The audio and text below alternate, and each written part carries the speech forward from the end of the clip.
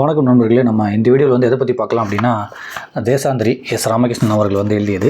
இந்த புத்தகத்தை பற்றி தான் வந்து நம்ம இந்த சேனலில் வந்து நிறைய வீடியோஸ் வந்து அப்லோட் பண்ணிட்டு இருக்கோம். இந்த புத்தகத்தை பற்றி சிம்பிளாக சொல்லணும்னா வந்து எஸ் ராமகிருஷ்ணன் அவர்களோட பயண குறிப்புகள் தான் வந்து இந்த புத்தகம் ஃபுல்லாக இருக்கும். அது எல்லாமே வந்து கட்டுரைகளாக இங்கே போட்டிருக்காங்க. இதுக்கு முன்னாடி ஆனந்த விகடங்களில் வந்து கட்டுரைகளாக வந்து ரொம்ப ரொம்ப ரொம்ப மக்கள்கிட்ட வந்து போய் சேர்ந்துச்சு. மக்களுமே இதை நிறைய நேசித்து படித்தாங்க. அதனால் இந்த புத்தகமாக போட்டிருக்காரு எஸ் ராமகிருஷ்ணன் அவர்கள். ஒரு பயண அனுபவங்களையுமே அவர் சொல்லும் போது அவர் சந்தித்த மனிதர்கள், அந்த சூழ்நிலைகள், அங்கே உள்ள வரலாற்று சான்றுகள் அதெல்லாம் பற்றி பேசும்போது நமக்குமே ஒரு வாட்டி வந்து அந்த இடத்துக்கு போயிட்டு வந்துடலாம் அப்படின்ற ஒரு அவ்வளோ ஆசை இருக்கும். அதுதான் வந்து இந்த புத்தகத்தோட ஒரு சிறப்பு.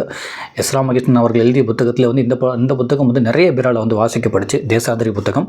இப்போவுமே வந்து அவர் ஒரு இடத்துக்கு போயிருக்காரு. பனாரஸில் ஒரு பகல் அப்படின்னு சொல்லிட்டு அந்த காசியில் உள்ள பனாரஸில் அங்கே உள்ள அனுபவங்களை வந்து சொல்கிறாரு. அங்கே போய் ஒரு அரண்மனையை பார்த்துருக்காங்க. அந்த அரண்மனையை பற்றி உள்ள அவ்வளோ அழகாக வந்து அந்த காசியையும் அந்த அரண்மனையை பற்றி உள்ள அனுபவங்களை வந்து சொல்கிறாங்க.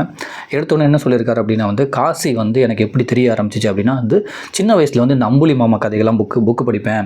அம்புலி மாமாவிலும் புத்த ஜாதக கதைகள் அப்படின்னு சொல்லி அந்த ஜாதக கதைகள், அம்புலி மாமா கதைகள்லாம் படிப்பேன். அதில் வந்து காசியில் வந்து பனாரஸில் இந்த மாதிரி நடந்துச்சுன்னு சொல்லி அந்த காசியை பற்றி நிறைய விஷயம் அந்த புத்தகத்தில் இருக்கும். அது மாதிரி வந்து புத்தர் சம்பந்தமான நிறையா கதைகள்லையுமே வந்து புத்தர் வந்து வணிகராக இருந்தார், விவசாயியாக இருந்தார், யானையாக இருந்தார் அப்படின்னு சொல்லிட்டு நிறையா விஷயம் வந்து அந்த காசியில் நடந்த மாதிரி சொல்லுவாங்களா. அதனால் கதைகள் மூலியமாக தான் எனக்கு வந்து காசியை ஃபஸ்ட்டு தெரியும். பட் அதுக்கப்புறம் வந்து எங்கள் பாட்டி என்ன சொல்லுவாங்க அப்படின்னா, காசிக்கு வந்து எல்லாராலையும் போக முடியாது. காசி வந்து யாரை தன்னோட இணைச்சிக்கணும்னு நினைக்கிறதோ அவங்க மட்டும் தான் வந்து காசிக்கு போக முடியும்.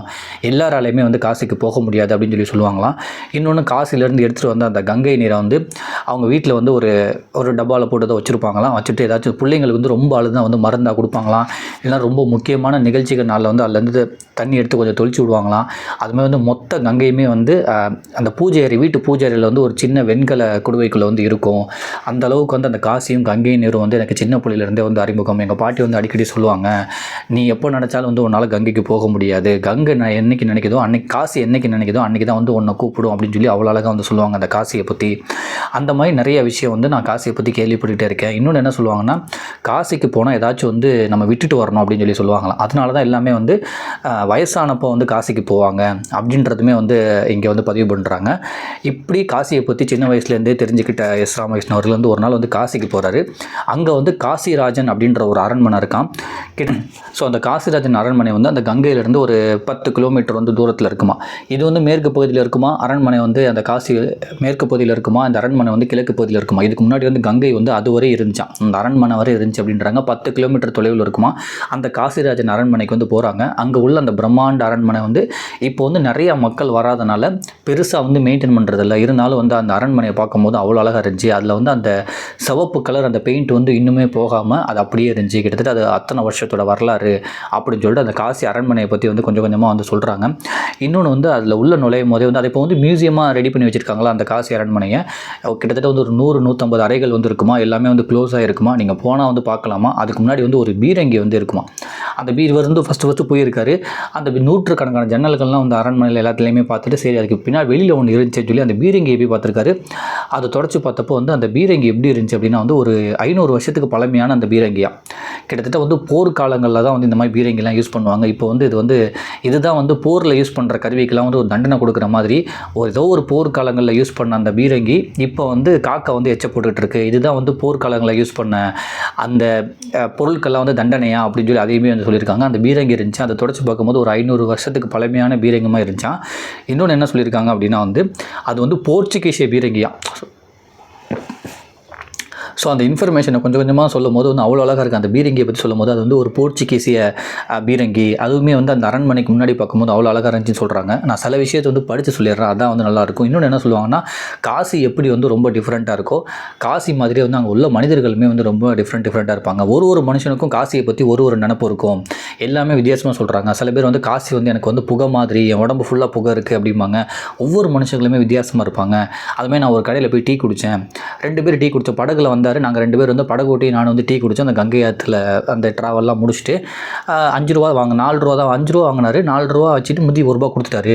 நான் கேட்டேன், என்னங்க ஒரு டீ வந்து 2.5 ரூபா தானா, 2 ரூபா 50 பைசா தானே அப்படின்னு கேட்கும்போது, ஆமாங்க, ஆனால் எதுக்கு நான் உங்களுக்கு 1 ரூபா கொடுத்தேன்னா உங்கள் கூட வந்தவர் வந்து சர்க்கரை இல்லாமல் டீ கேட்டார்ல, அதனால தான் அந்த 1 ரூபா குறைச்சிக்கிட்டேன்னு சொல்லிட்டு இந்த மாதிரி காசி எப்படி வந்து வித்தியாசமாக இருக்க ஒரு மனுஷனுக்கு ஒரு நினைவை கொடுக்குதோ அங்கே உள்ள மனிதர்களுமே வந்து வித்தியாசமான மனிதர்கள்னு சொல்லி சொல்கிறாங்க. நான் அங்கே அந்த மியூசியத்தை பற்றி அந்த அரண்மனையை பற்றி சின்ன விஷயம் வந்து நான் வாசிச்சிட்றேன். அதான் இன்னும் கொஞ்சமே அழகாக இருக்கும். ஒரு முறை காசியில் உள்ள காசிராஜன் அரண்மனையை பார்க்க வேண்டும் என்று புறப்பட்டேன். காசியிலிருந்து 10 கிலோமீட்டர் தொலைவில் இருக்கிறது அந்த அரண்மனை. காசி நகரம் கங்கையின் மேற்கு கரையில் அமைந்திருக்கிறது.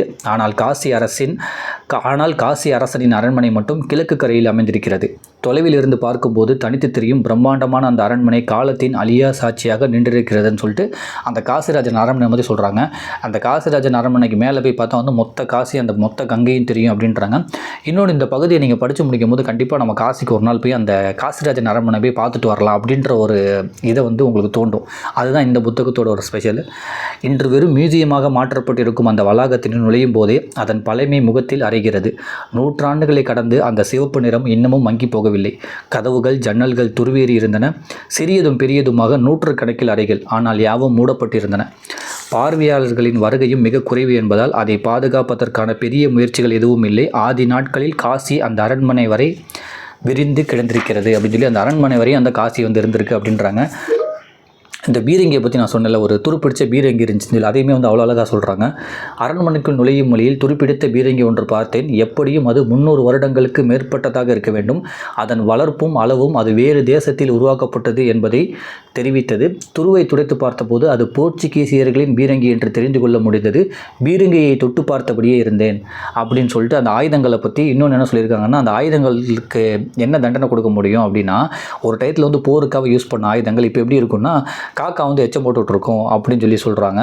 ஸோ இப்போ அதையுமே பற்றி ஒரு அழகாக வந்து சொல்கிறாங்க. ஆயுதங்கள் கூட ஒரு விதத்தில் மிக அழகாகத்தான் இருக்கின்றன. கத்தியை அது கொலைக்கருவி என்று பார்ப்பதை தவிர்த்தால் ஏதோ ஒரு நவீன சிற்பம் போலவே இருக்கிறது. இந்த பீரங்கியை பார்க்கும்போது அது ஏதோ ஒரு விசித்திரமான பொருளை போல் இருந்தது. அந்த பீரங்கி வன்முறையின் அடையாளமாக இருந்ததோ, அதன் மீது சர்வசாதாரணமாக இன்று காக்கைகள் உட்கார்ந்து எச்சமிடுகின்றன. காலம் தரும் தண்டனை இதுதான் என்னவோ. ஸோ காலம் வந்து எல்லாத்துக்குமே ஒரு தண்டனை கொடுக்குது. இந்த பீரங்கிக்குமே வந்து ஒரு தண்டனை கொடுத்துருக்கு. ஒரு டயத்தில் வந்து அது நிறைய பேர்த்த வந்து கொண்டிருக்கலாம், நிறைய போரில் வந்து அது இருந்திருக்கலாம். ஏன்னா போர்ச்சுகீசிய அந்த பீரங்கின்னு சொல்கிறாங்க. அது வந்து அந்த அரண்மனை முன்னாடி இருக்கும். அதை பற்றி அழகாக சொல்கிறாங்க. அந்த அரண்மனைக்கு முன்னாடி வந்து ஒரு தபால் பெட்டியுமே ஒன்று இருந்திருக்கு. அதை வந்து எஸ். ராமகிருஷ்ணன் அவர்கள் அதை தொடச்சி பார்த்தோன்னா கண்டுபிடிச்சிட்டாங்க. அது வந்து தபால் பெட்டின்னு சொல்லிட்டு அதை எப்படி பார்த்தாங்க, அது எப்படி தபால் பெட்டின்னு கண்டுபிடிச்சாங்கன்றதை வந்து அவ்வளோ அழகாக வந்து இங்கே சொல்லியிருக்காங்க. இன்னொன்று, தபால் பெட்டியில் தான் வந்து அந்த அரண்மனைக்கு வர கடிதங்கள்லாம் போகுமா, அதை வந்து அதுக்கப்புறம் அரண்மனையில் உள்ளவங்க எடுத்துப்பாங்களாம். இந்த மாதிரி தான் வந்து அந்த தபால் பெட்டி இருந்திருக்கும். அதையுமே நான் பார்த்தேன் அப்படின்றத வந்து ஒரு இரும்புமா இருந்துச்சு, இரும்பு சலமாக இருந்துச்சுன்னு சொல்லி அதை அழகாக வந்து இங்கே பதிவு பண்ணியிருக்காங்க. பீரங்கியின் அருகில் மண் மூடி கிடந்த இன்னொரு பொருளை கண்டேன். 3 அடி உயரம் உள்ள இரும்பு பொருள். ஆனால் என்ன பொருள் என்று அடையாளம் காண முடியவில்லை. ஒரு காகிதத்தை எடுத்து அதன் மீது படிந்திருந்த துருவை துடைத்து பார்த்தேன். தொப்பி அணிந்தது போல தெரிந்தது. ஏதாவது காவல் சிற்பமா என்ன அது என்று துடைத்து கொண்டே வந்தபோது சிறிய வில்லை போன்ற ஒரு தனியே கலன்று விழுந்தது. அதில் அழிந்த நிலையில் ஏதோ எண்கள் இருந்தன. அந்த இரும்பு வில்லை விழுந்த பகுதியை துடைத்தபோது சிறிய கதவு போல ஒன்று திறந்து கொண்டது. என்னால் நம்பவே முடியவில்லை. அது ஒரு தபால் பெட்டி. அரண்மனைக்கு வரும் தபால்களை போடுவதற்காக வெள்ளைக்காரர்கள் வைத்திருந்த தபால் பெட்டி. அரண்மனைக்கு ஒரு காலத்தில் எத்தனை கடிதங்கள் வந்திருக்கும். இன்று அந்த அரண்மனையில் யாருமே இல்லை. அதன் வெறுமை முகத்தில் அறைகிறது. தபால் பெட்டி என்று தெரிந்த மறுநிமிடம் மனதில் இருந்த உற்சாகம் அடைந்துவிட்டது. தபால் பெட்டி தானா என்று மனம் கேட்டது. அதுவுமே வந்து அந்த அரண்மனைக்கு அந்த தபால் பெட்டி இருக்குது அப்படின்னு சொல்லி சொல்லிட்டாங்க. அதுக்கப்புறம் உள்ளே போனோடனே வந்து எப்படி சொல்கிறது, அந்த அரண்மனையில் வந்து வேட்டையாடி அந்த மான் அதெல்லாம் வந்து மானும் புலி வேட்டையாடின அந்த உருவில் வந்து பதப்படுத்தப்பட்டு வச்சுருந்தாங்களாம். அதை பார்க்கும்போது இந்த அரண்மனை இந்த மன்னர்கள் வந்து அவங்களோட வீரத்தை காமிக்கிறதுக்காக ஏன் வந்து இதெல்லாம் பண்ணுறாங்க. நல்ல வேளை இப்போ அரசர்கள் மன்னர்கள்லாம் இல்லைன்னா வந்து இன்னும் நிறைய பேர் காட்டில் உள்ள விலங்குகள் அழிச்சிருப்பாங்க. ஸோ அவங்களோட வீரத்தை காமிக்கிறதுக்காக அங்கே அப்போ வந்து மான் அந்த புலி இதெல்லாம் வேட்டையாடினதை வந்து உருவத்தெல்லாம் வந்து அந்த அரண்மனைக்குள்ளே வச்சுருக்காங்களாம். அதையுமே வந்து இங்கே சொல்கிறாங்க. அதுமாதிரி வந்து சங்கீதம் வந்து காசியில் வந்து ரொம்ப ரொம்ப பிரபலமாக அந்த காசி அரசன் அந்த அரண்மனைக்குள்ளே அந்த காசிராஜன் அரண்மனைக்குள்ளே அந்த சபை ஒன்று இருக்குது. அந்த சபை வந்து ஒரு மூடி தான் இருக்குமா. அது உள்ள தான் வந்து நிறையா சங்கீதங்கள்லாம் நடந்திருக்குமா. பட் அதை இப்போ பார்வைக்கு இல்லையா. இவர் வந்து அதை எட்டி பார்க்குறப்போ வந்து அந்த உள்ள எவ்வளவோ பாடல்கள் நடந்திருக்கும், எவ்வளவோ சங்கீதம் நடந்திருக்கும், எவ்வளோ பேர் அங்கே பாடி பரிசு வாங்கிட்டு போயிருப்பாங்க. நிறைய நகரங்களே வந்து அவர் பரிசாக கொடுத்துருப்பார் காசிராஜன் அவர். ஸோ அதனால் வந்து அந்த செவத்தில் வந்து நான் காது வச்சு பார்த்தேன். ஏதோ எனக்கு வந்து கேட்டுக்கிட்டே இருந்த மாதிரி இருந்துச்சு. அந்த சங்கீதம் தான் கேட்குதோ அப்படின்ட்டு இருந்துச்சு. ஏன்னா இந்த ரூமுக்குள்ளே எவ்வளவோ சங்கீதங்கள் வந்து நடந்து முடிஞ்சிருக்குன்னு சொல்லிட்டு அந்த அரண்மனைக்குள்ளே வந்து அது உள்ள வந்து காசியில் அந்த சங்கீத சபைன்னு சொல்கிறாங்களா, அது உள்ள சங்கீத சபை அந்த ஒரு ரூமு அதையுமே பற்றி வந்து அவ்வளோ அழகாக வந்து இங்கே சொல்லியிருக்காங்க. ஏனோ காதை வைத்து கேட்க வேண்டும் போல் இருந்தது. சுவரில் காதை வைத்து கேட்டபோது காற்றின் ஓங்காரம் மட்டுமே கேட்டது. ஏதேதோ இசை மேதைகள் பாடிய பாடல்கள் இன்று நம் காதில் கேட்காமல் இருக்கக்கூடும். ஆனால் காற்றின் சுழிக்குள் இன்றும் அவை சுற்றி கொண்டே தான் இருக்கும். அரண்மனையில் ஒரு பகுதியில் மன்னர்கள் பயன்படுத்திய ஆயுதங்கள் காட்சிக்கு வைக்கப்பட்டிருந்தன. கத்தி, ஈட்டி என்று விதவிதமான ஆயுதங்கள். துப்பாக்கிகள் மிக தாமதமாகத்தான் அரசர்களின் உலகுக்கு அறிமுகமாகி இருக்கிறது. தர்பார் ஹால் மூடப்பட்டிருந்தது. சுவர்களில், மரக்கட்டில்களில் என எங்கும் உறைந்து போயிருந்தது காலம். கோடையிலும் கூட அரண்மனையின் உள்ளே மெலிதான குளிர்ச்சி இருந்தது. குறுகலான படிகளில் மேலே ஏறி போகும்போது சுவர்களில் இருள் வழிந்து கொண்டே இருக்கிறது. மேலே ஏறி நின்று பார்க்கும்போது பிரவாகம் எடுத்து வரும் கங்கையின் முழு தோற்றமும் தெரிகிறது. நீங்கள் வந்து அந்த அரண்மனைக்கு மேலே ஏறினா வந்து கங்கையோட முழு தோற்றமும் தெரியுமா. இன்னொன்று வந்து அந்த கங்கையோட மேலே வந்து நிறையா சாமியார்கள், அப்போ உள்ள அந்த யோகி, அந்த முனிவர், துறவிகள்லாம் வந்து ஏகப்பட்ட பூஜைலாம் பண்ணுவாங்க அப்படின்னு சொல்லி ஒரு இது இருக்குது. அதனால் அங்கே மேலே போனோடனே நிறைய எலும்புக்கூடுகள்லாம் இருந்துச்சா. ஓகே, அவங்க அந்த டயத்தில் வந்து அந்த அரண்மனைக்கு மேலே நிறைய பூஜைகள்லாம் நடக்குமா. அதுக்கு வந்து நிறைய கதைகளுமே வந்து சொல்லியிருக்காங்களாம். அந்த பூஜைகள் நடந்ததுக்கு சான்றாக வந்து நிறைய எலும்புக்கூடுகளே வந்து அந்த அரண்மனைக்கு மேலே வந்து இருந்துச்சு அப்படின்றாங்க. அது மாதிரி வந்து மன்னர்கள் வந்து நீராடுவதற்குன்னு சொல்லி தனியாக படித்துறைகள் அதெல்லாம் இருக்கான். ஆனால் அது வந்து ரொம்ப வந்து இடிஞ்சிருக்குமா. அந்த மன்னர் வந்து நீராடுறதுக்குன்னு சொல்லிட்டு அந்த அழகாக தொட்டி மாதிரிலாம் நிறைய அது உள்ள 2-3 இருந்துச்சான். அதுவும் ஆனால் ரொம்ப இடிஞ்சிருந்துச்சு, அதையுமே சொல்கிறாங்க. அந்த படித்துறையின் காட்சி ஏதோ ஓவியத்தில் காண்பது போலவே இருந்தது.